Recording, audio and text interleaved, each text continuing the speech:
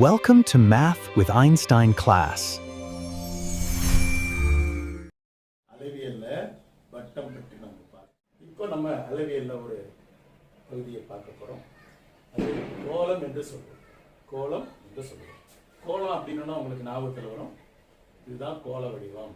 கோளம் என்பது கோளம். கிரிக்கெட் பால் இருக்கு. எனி பால் எடுத்தீங்கன்னா பார்த்தீங்கன்னா இருக்கிறது உருண்டையாக இருக்கிறது. என்ன சொல்றோம்? உருண்டை என்று சொல்றோம். இந்த உருண்டையா இருக்கிறதுக்கு பேர் என்னன்னு சொல்றோம்? இங்கிலீஷ்ல ஸ்பியர் என்று சொல்லுவோம். தமிழ்ல கோளம் என்று சொல்லுவோம். இந்த கோளத்துக்கு என்ன பரப்பு இருக்கு அப்படின்னு போய் பார்த்தீங்கன்னா எடுத்து ஒரு பால் எடுத்து போய் பார்க்கணும். பார்த்தீங்கன்னா ஒரே ஒரு பரப்பு தான் இருக்கு. அது பேரு மேற்பரப்பு அப்படின்னு சொல்லுவோம். புறப்பரப்பு அல்லது மேற்பரப்பு. புறப்பரப்பு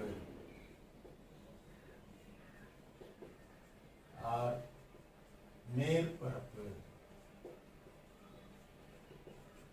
அல்லது வலைப்பரப்பு.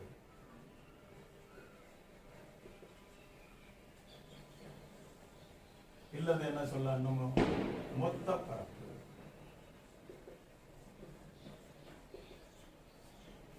எத்தனை பரப்பு இருக்கான்னா இல்ல, ஒரே பரப்பு தான், பேருதான் வேற. என்ன கொடுத்துருக்காங்க?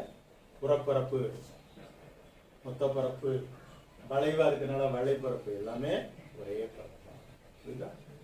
இதற்கான சூத்திரம் என்ன?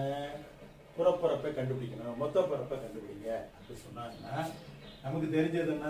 சதுரம் தான். அது சரி, வட்டம் தான் தெரியும். பையா சதுர அலகு என்று நம்ம பார்த்துக்கணும். சார் அதே தானே இருக்கும், இது உருண்டையாச்சு, அதனால என்ன பண்றோம்? 4 மட்டும் சேர்த்துக்கணும். 4 பையா ஸ்கொயர் சதுர அலகு. எவ்வளவு ஈஸி பத்தி. ஏன் வட்டம் சொல்லி கொடுத்தேன்னு தெரியுதா? அதேதான். அது அப்படியே கோலமாக மாறிடுது.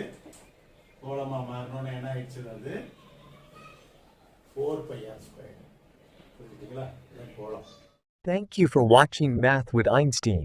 Kindly share and subscribe it.